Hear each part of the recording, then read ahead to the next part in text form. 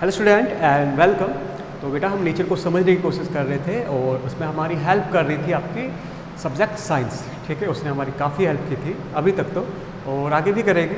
ठीक है, तो हम मैटर की स्टडी कर रहे थे, मैटर को जानने की कोशिश कर रहे थे कि कितने टाइप का होता है। ठीक है, various type of matter, pure impure, ठीक है, एंड सो मैनी थिंग्स।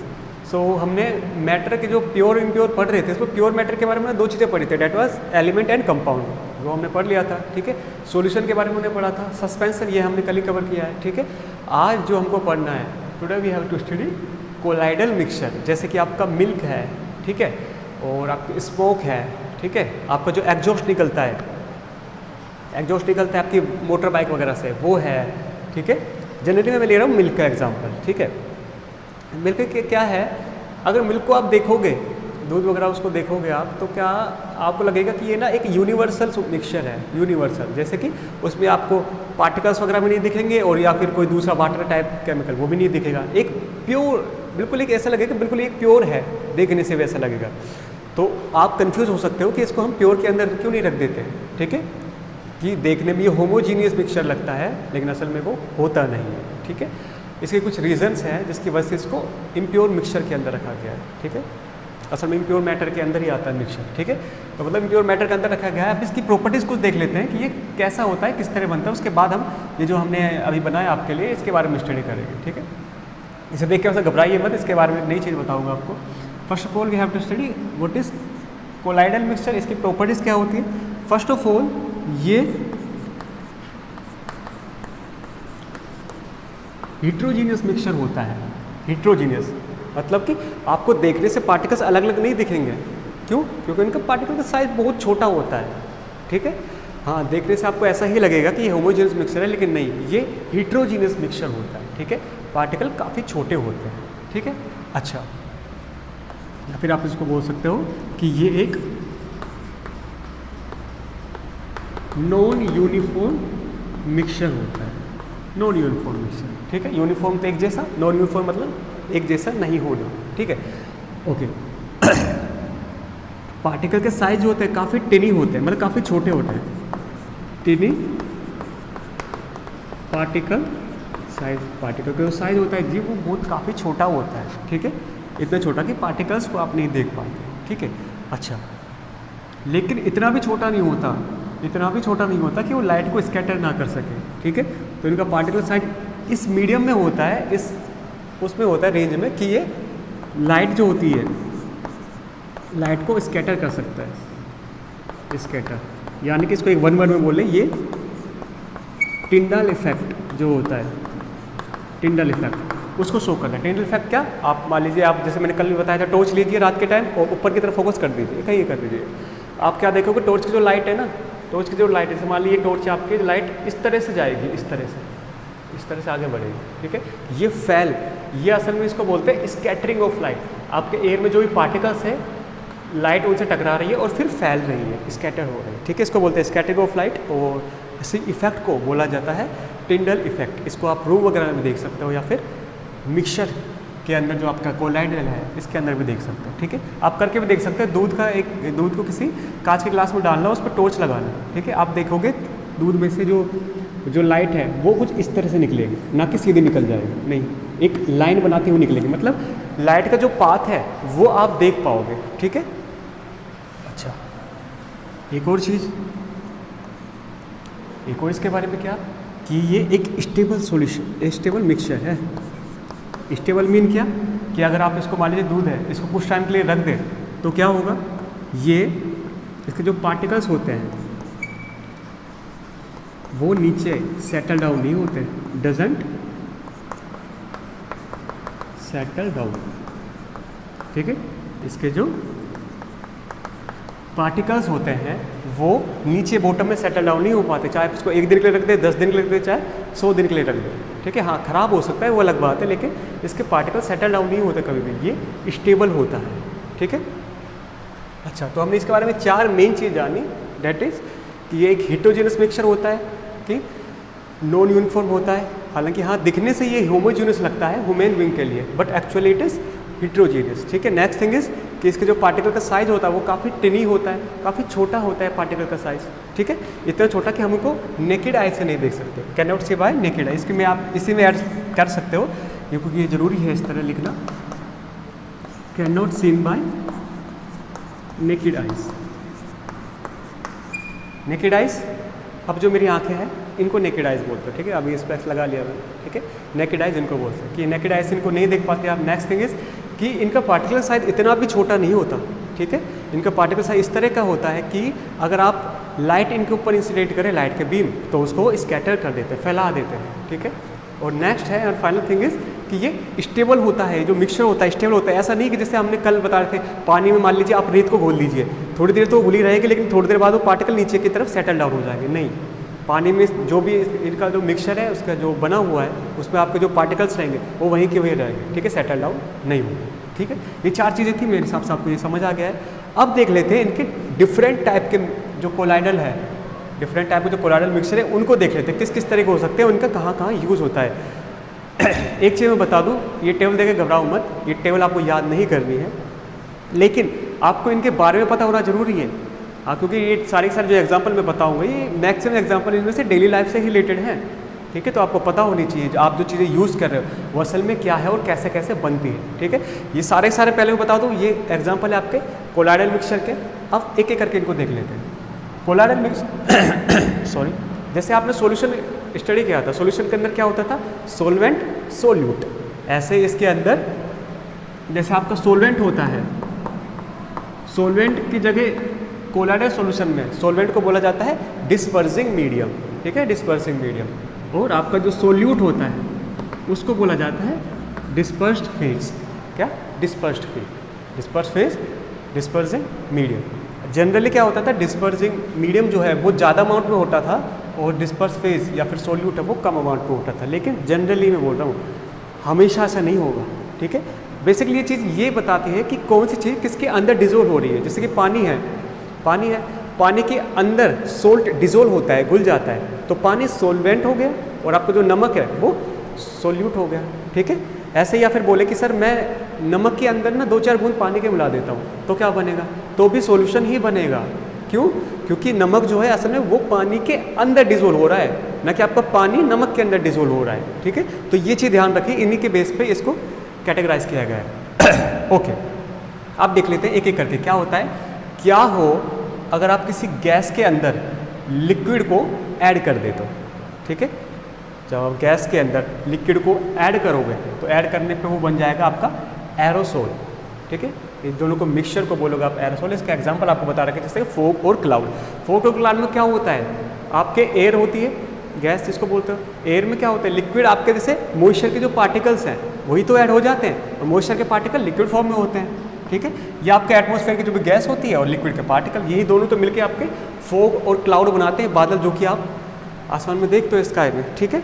अच्छा, नेक्स्ट थिंग इज कि क्या हो अगर आप किसी गैस के अंदर सॉलिड के पार्टिकल्स को मिक्स कर दो, ठीक है, ये बहुत डेली लाइफ रिलेटेड है।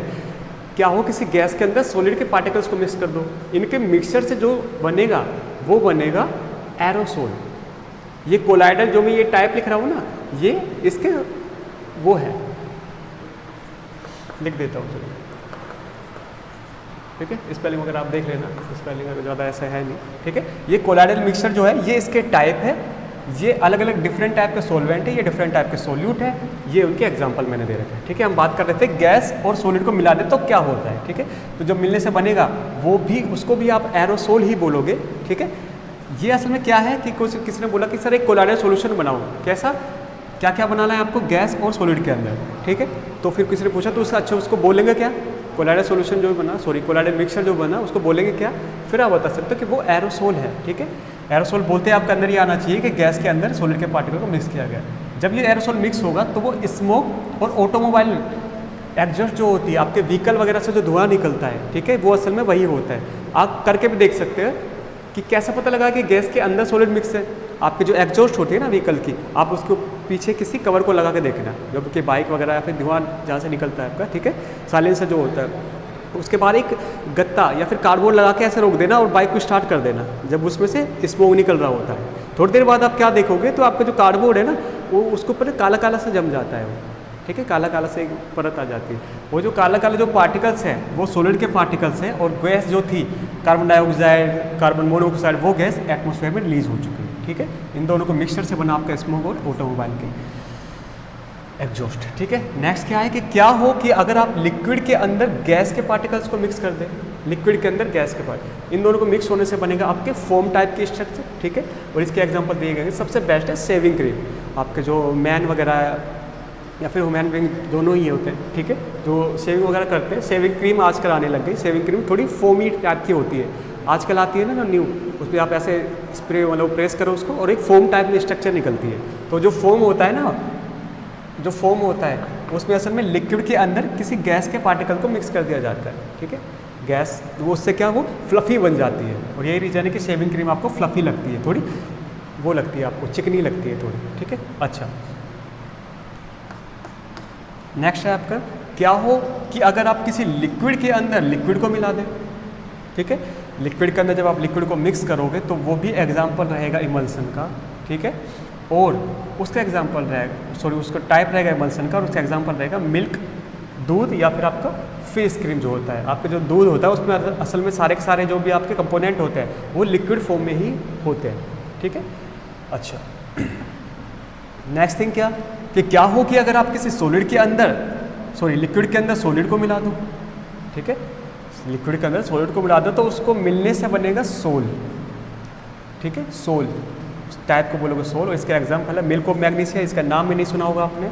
ठीक है, ये आपके केमिस्ट्री लैब वगैरह में काम आता है। मिल्क ऑफ मैग्नीशिया, इसका फॉर्मूला होता है मैग्नीशियम हाइड्रोक्साइड, इसको बोलते हैं। ठीक है, मिल्क ऑफ मैग्नीशिया इसको बोलते हैं। क्या होता है जनरली आपकी एसिडिटी वगैरह होती है ना, उसमें ठीक करने के लिए मिल्क ऑफ मैग्नीशिया इसका यूज़ आप ले सकते हो काफ़ी कम अमाउंट में। ठीक है, अच्छा नेक्स्ट है आपका मड। मड भी इसी का एग्जाम्पल, मड मतलब कि कीचड़। ठीक है, कीचड़ के अंदर भी लिक्विड में आपके सॉलिड जो है वही पार्टिकल मिक्स होते हैं। अगर आज अच्छा यहाँ पे एक चीज़ आपको कन्फ्यूजन हो रही होगी, सर इस पर डिफरेंस क्या आ रहा है कि आप लिक्विड के अंदर लिक्विड को मिला रहे हो, लिक्विड के अंदर सॉलिड को, यही तो हम सॉल्यूशन में कर रहे थे। इस पर जो बेसिक से बेसिक डिफरेंस है वो बस ये जो आप ये चीज़ें ले रहे हो डिस्पर्सिंग फेज, इनके पार्टिकल के साइज का फ़र्क है। उसके अंदर एक नैनोमीटर था सॉल्यूशन के अंदर पार्टिकल का साइज। ठीक है, लेकिन इसके अंदर 1 नैनोमीटर से थोड़ा ज़्यादा है। ठीक है, बस पार्टिकल का साइज है उनका डिफरेंस आ रहा है। ठीक है, अच्छा नेक्स्ट थिंग क्या है कि क्या हो कि अगर आप किसी सॉलिड के अंदर गैस को मिला दो, सॉलिड के अंदर गैस को मिला दो तो क्या होगा, तो भी एक फोम की तरह ही स्ट्रक्चर बनेगी। ठीक है, और वो एग्जांपल रहेगा जैसे रबर है या फिर आपका स्पंज है। आपके वो आता है ना घर में बर्तन वगैरह साफ़ करने के लिए, जूना जिसको बोलते हो स्पंज, वो असल में क्या होता है, एक सॉलिड आपका मटेरियल होता है, उसके अंदर गैस को फिल किया जाता है। और उसको करीब से देखना आप, सॉलिड उसमें ना सॉलिड एक तार टाइप से स्ट्रक्चर होती है और उसके अंदर ना बीच में स्पेस होता है। ठीक है, तो वही परफेक्ट एग्जाम्पल है। सॉलिड तो वह खुद है ही और गैस उसके अंदर फिल कर दी जाती है। ठीक है, परफेक्ट है वो आपका जो बर्तन धोने वाला जूना होता है, वो परफेक्ट एग्जाम्पल है इसका। ये डेली लाइफ एग्जाम्पल ही उठा आपके बुक में भी दे रखे हैं, लेकिन उनमें से मैंने वही छांटे हैं, वही कलेक्ट किए हैं जो कि आपके डेली लाइफ में आप देख पाते हो। ठीक है, रबर को आप देख पाते हो, रबर को आप खींच के देखना, और रबर आप देखते हो प्रेस भी हो जाता है वो, अगर आप अच्छे से दबाओ उसको। क्या रीज़न है, यही है कि सॉलिड तो है ही वो, उसके अंदर गैस भी है, गैस जहाँ पर होगी वहाँ पर स्पेस होगा कहीं ना कहीं। ठीक है, अच्छा नेक्स्ट थिंग इज क्या हो कि अगर आप सॉलिड के अंदर लिक्विड को मिला दें, सॉलिड के अंदर लिक्विड को, तो वो बन जाएगा आपका जेल। जेल वगैरह आप खाते हो जी ब्रेड वगैरह पे, या फिर एक टॉफ़ी भी आती है जेली नाम से। ठीक है, जेली देखो एग्जांपल भी आ गया। वो टॉफ़ी जो होती है असल में सॉलिड पार्टिकल्स होते हैं, उसके अंदर लिक्विड मतलब आपके स्पेशली टॉफ़ी के अंदर वो लिक्विड फ्लेवर होता है। ठीक है, सॉलिड जो भी आपका है वो है लिक्विड, एक फ्लेवर वगैरह ऐड कर दिया जाता है, वनीला चॉकलेट वगैरह जो भी है आपका। ठीक है, वो ऐड करके एक जेल के फॉर्म में बना दिया जाता है, और ऐसा ही आपका है बटर। ठीक है, और फाइनल थिंग है कि क्या हो कि अगर आप सॉलिड के अंदर सॉलिड को मिला दें, तो बोल सर ये कैसे पॉसिबल है, मान लीजिए दो सॉलिड एक दूसरे को कैसे मिला सकते हैं, अरे मेल्ट कर दो तो क्या दिक्कत है। ठीक है, सॉलिड के अंदर जब आप सॉलिड को मिलाते हो तो उसको बोलते हो आप सॉलिड सोल। ठीक है, इसका परफेक्ट एग्जांपल है आपका मिल्की ग्लास, या फिर आपके आप देखते हो कलरफुल ग्लास।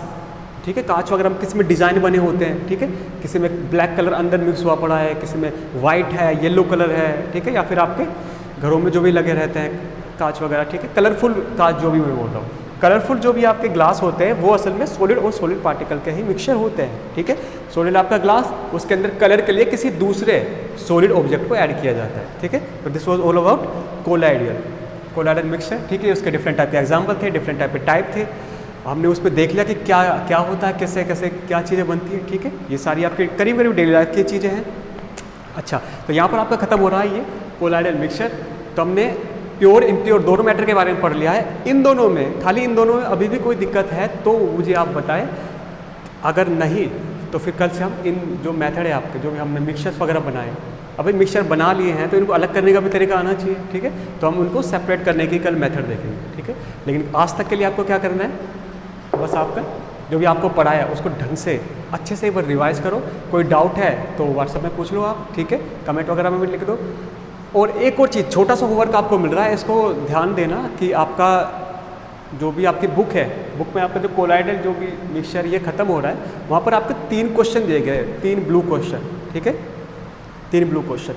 उनमें से जो थर्ड क्वेश्चन है आपका, थर्ड क्वेश्चन आपको सॉल्यूशन को लेके पूछा गया है कि आपको मास अपॉन मास, जो आपके कल बता रहे थे concentration, mass upon mass concentration, उसका एक क्वेश्चन दिया गया है। मैं चाहता हूँ कि उसको आप ढंग से करें एक बार, और उसको किसी भी पेपर में, सिंगल पेपर में लिख के, जरूरी नहीं कि फेयर वगैरह में उसमें, उसको हटाओ, साइड में गोली मारो, आप एक सिंगल पेपर ले लो और 3 क्वेश्चन है, 3 क्वेश्चन में कम से कम 2 क्वेश्चन, ठीक है, ब्लू कलर के 3 क्वेश्चन हैं जहाँ पर ये आपका ये जो टॉपिक है ये खत्म हो रहा है। 3 क्वेश्चन में कोई भी 2 क्वेश्चन आपको करना है। थर्ड क्वेश्चन उसमें न्यूमेरिकल है।